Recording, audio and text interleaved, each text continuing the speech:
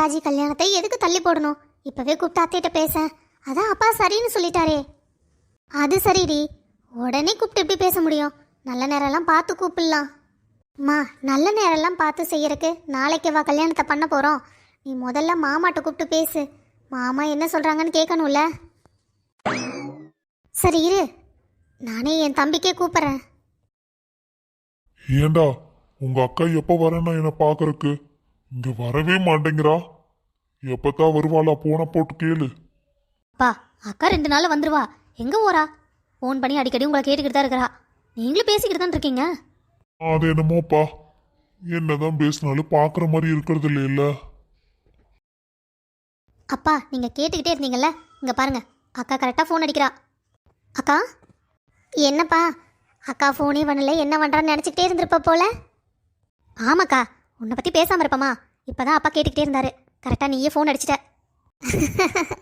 சரி சரி, அப்பா எப்படி இருக்காங்க?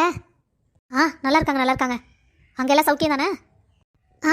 எல்லாம் இங்கே சௌக்கியம்தான். அப்புறம் கிருஷ்ணமூர்த்தி, உங்கள்கிட்ட ஒன்று கேட்கணுன்னு தான் நான் ஃபோன் அடித்தேன். கிருஷ்ணமூர்த்தி, நான் கேட்டு இது வரைக்கும் நீ இல்லைன்னு சொன்னதே இல்லை. உங்கள்கிட்ட திரும்பவும் ஒன்று கேட்கலான்னு தான் ஃபோன் அடித்தேன். என்னக்கா புது போட்டு கேட்டுட்டு இருக்க? உனக்கு என்ன வேணுமோ உரிமையோட கேளு. தம்பி எல்லாத்தையும் உனக்கு செய்வேன். இது செய்கிற விஷயம் இல்லை, கொடுக்குற விஷயம்டா. உன் பிள்ளைய என் பையன் ஆதிக்கு கொடுக்குறியா? என்னக்கா சொல்கிற? ஆதிக்கா? ஆமாண்டா. நீ மாட்டேன்னு சொல்ல மாட்டேங்கிற தைரியத்தில் உங்கள் மாமாட்டெல்லாம் பேசிட்டேன். அவருக்கும் சம்மதம். நீ என்ன சொல்கிற? சரிக்கா, எனக்கு சம்மதம். எனக்கு தெரியும்டா. என் தம்பி நான் கேட்டேன் இல்லைன்னு சொல்ல மாட்டான். எனக்கு எவ்வளோ சந்தோஷமாக இருக்குது தெரியுமா? சரி சரி, நல்லா நல்லா பார்த்துட்டு நானே கூப்பிட்றேன். அப்பாட்டே சொல்லுடா, ரொம்ப சந்தோஷப்படுவார். சரி, நான் வச்சிட்றேன். சரிக்கா. அட, என்னாச்சுடா உனக்கு? உங்க அக்காட்ட பேசுனா அவ்வளோ சந்தோஷமா இருப்ப. இப்போ மூஞ்சி வாடி போய் கிடக்குது. என்ன சொன்னா உங்க அக்கா? அப்பா, அவ ஆதிக்கு நம்ம ராஜியை கேட்குறா. என்ன அவனுக்கா? அவனுக்கு என்னடா பண்றது? அவன் எதுக்கு எடுத்தாலும் மூக்குக்கு மேல கோவம் வரும். அவனுக்கு கொடுத்து என்ன பண்றது? நீ சொல்ல வேண்டியதானே, சின்னவனுக்கு வேணா என் பிள்ளைய தரேன்னு. நான் எங்கவா போய் சொல்றது? ஷோய், அவ வாட்டுக்கு கேட்காம அவ இஷ்டத்துக்கு மாமாட்ட வேற போய் சொல்லியிருக்கா. இப்போ நான் வேண்டான்னு சொன்னா அது அவளுக்கும் கசிங்க தானே. மாமா மூஞ்சில அவ எப்படி முழிப்பா? என்னதான் இருந்தாலே என் பொறப்பு சரின்னு சொல்லுங்க நம்பிக்கையில போய் சொல்லியிருக்கா. நான் இப்போ போய் வேண்டான்னு சொன்னா அதெல்லாம் நல்லா இருக்குமாப்பா? ராஜி, இனிமே நீ அந்த வீட்டு பொண்ணு கிடையாது, இந்த வீட்டு பொண்ணு. எதா இருந்தாலும் நீ உரிமையோட பண்ணலாம். ஆமா ராஜி, இனிமேல ஆதியும் பொறுப்பு தான். பத்திரமா பார்த்துக்கோ அவனை. அட பூ அகிலா நீ.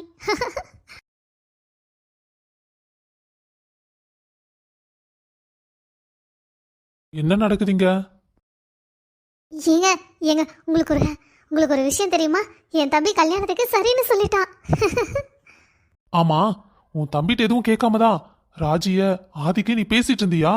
அந்த பேச்சு நம்ம வீட்லயே வந்திருக்க கூடாதுல்ல. நீ முதல்ல உன் தம்பி சரின்னதுக்கு அப்புறம் தான் வீட்லயே பேசியிருக்கணும். என்னங்க, நான் எல்லாமே அவங்க அம்மாட்ட பேசிட்டேன். அவ சரின்னு சொன்னதுக்கு அப்புறம் தான் நான் இந்த பேச்சே ஒத்துக்கிட்டேன். மற்றபடி வீட்டுக்கு தெரியாமலாம் இல்லை. கண்டிப்பா அவ அங்க போய் சொல்லியிருப்பா. என்னமோ பண்ணு. சரி, ஆதி எங்க? அவன் ரூம்ல தான் இருக்கான். சரி, நான் போய் பார்த்துட்டு வரேன். மா, எதுக்கு அப்பா இவ்வளோ கோச்சுக்கிறாங்க? அவரு அப்படிதாண்டி. உன் விஷயத்துல மட்டும்தான் அவர் கோவப்பட மாட்டாரு. மற்ற எல்லா விஷயத்துலயும் அவர் கோவப்பட்டுட்டு தான் இருப்பாரு. அந்த கோவம்தான் அப்படியே என் பையன் ஆதிக்கும் வந்திருக்குது. என்ன இந்த ப்ராஜெக்ட் ரொம்ப கன்ஃபியூஸ் பண்ணுது. மாமாட்ட ஹெல்ப் கேட்டு தான் ஆகணும் போலயே. யாரு? அப்பா, என்னடா என்ன பண்ற?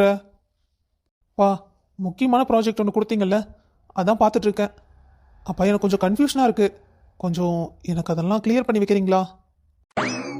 ஆதி, எதுக்கு இந்த ப்ராஜெக்ட் எல்லாம் போட்டு நீ கன்ஃபியூஸ் பண்ணிட்டு இருக்க? பரவாயில்ல விடு, நான் இதை பார்த்துக்கிறேன்.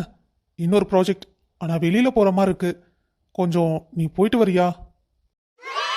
இதைத்தான் இத்தனை நாளாக எதிர்பார்த்துட்டு இருந்தேன். என்கிட்ட தனியாக ஒரு பொறுப்பு கொடுத்து வெளியே அனுப்ப மாட்டீங்களான்னு. சபா, கடைசியில் யாசை நிறைவேறிடுச்சு. எஸ். ஆதி, அப்பா, நீங்கள் எது செஞ்சாலும் என்னோட நல்லதுக்காக தான் இருக்கும். கண்டிப்பாக போயிட்டு வரேன்ப்பா. அப்பா, எங்கே எங்கே போகணும்னு சொல்லவே இல்லையே.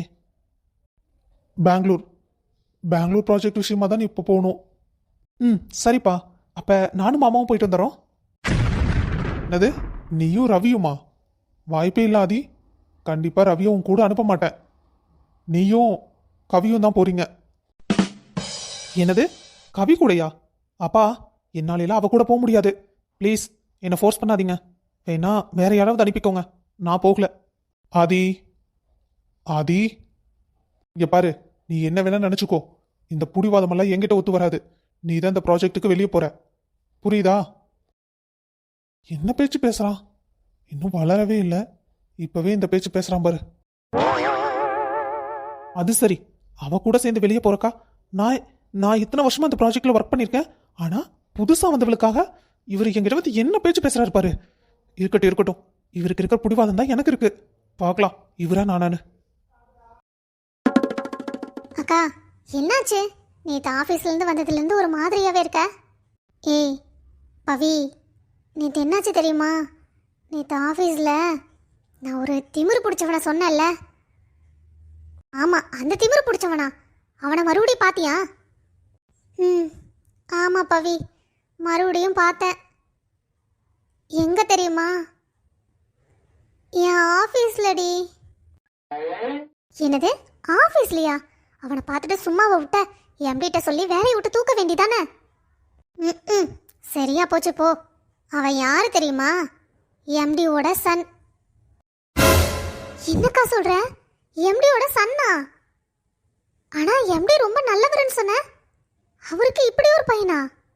ம், ஆமா பவி, இதேதான் கேட்டு நானும் ஷாக் ஆனேன். ஷோ, என்னடா பண்ணுறதுன்னு எனக்கு அப்போ ஒன்றே மைண்டெல்லாம் பிளாங்க் ஆகிடுச்சு.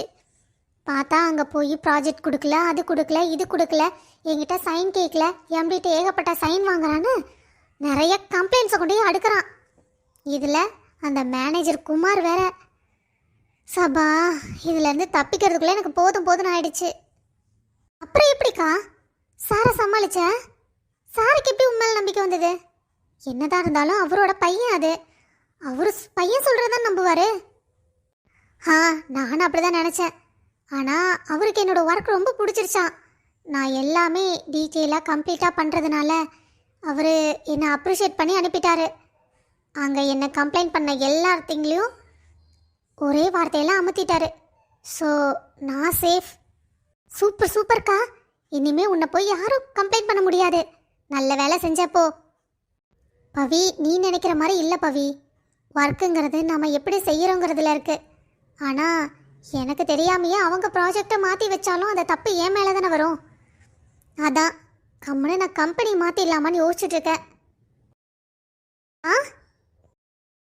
அப்பா, நீங்கள் எப்போ வந்தீங்க? நீ உன் எம்டியை பத்தி பேசும்போதே நான் இங்க வந்துட்டேன். கவி, நீ எதுக்கு பயப்படுற? கவிமா, எந்த பிரச்சனையும் ஃபேஸ் பண்றதான் தைரியத்துக்கான அழகே. இப்போ நீ பயந்து வேற ஒரு கம்பெனி மாத்தினாலும் அங்க அந்த பொறுக்கி பையன் மாதிரி இன்னொரு பொறுக்கி பையன் இருக்க போறான். பெரிய வித்தியாசம்லாம் ஒன்றும் இல்லைம்மா.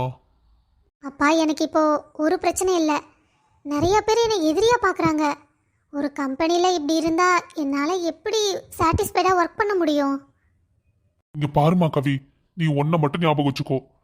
நீ ஒர்க் பண்றது அந்த கம்பெனிக்கு தான், அங்க இருக்கிற வேலை செய்யற ஆளுகளுக்காக கிடையாது. அது மட்டும் இல்ல, நீ உண்மையா இருக்க வேண்டியது எம்டிக்கு தான். கரெக்டா ப்ராஜெக்ட் எல்லாத்தையும் டீட்டெயிலா எடுத்து வைக்கிறது தான் உன்னோட வேலை. நீ மற்றவங்களுக்கு பயந்து இதெல்லாம் பண்ணாம இருந்தேன்னா, இல்ல இந்த கம்பெனி விட்டு போனேன்னா நீ தான் தோத்தவளாவ. அதை நல்லா மனசுல வச்சுக்கோ. உன் கூட உன் அப்பா எப்பவும் இருக்க மாட்டேன். ஆனா இந்த தைரியம் இருக்குல்ல, இந்த அப்பா கொடுக்குற தைரியம் எப்பவும் உன் கூடவே இருக்கும். இந்த தைரியம் இருக்கும்போது உன் அப்பாவும் உன் கூட தான் இருப்பேன். அதுக்கப்புறம் ஃபைனல் டிசிஷன் நீ தான் எடுக்கணும், அங்க போறியா இல்ல வேண்டாமான்னு. பவி, நீ போய் படுமா, காலையில காலேஜுக்கு போகணும்ல. சரிப்பா.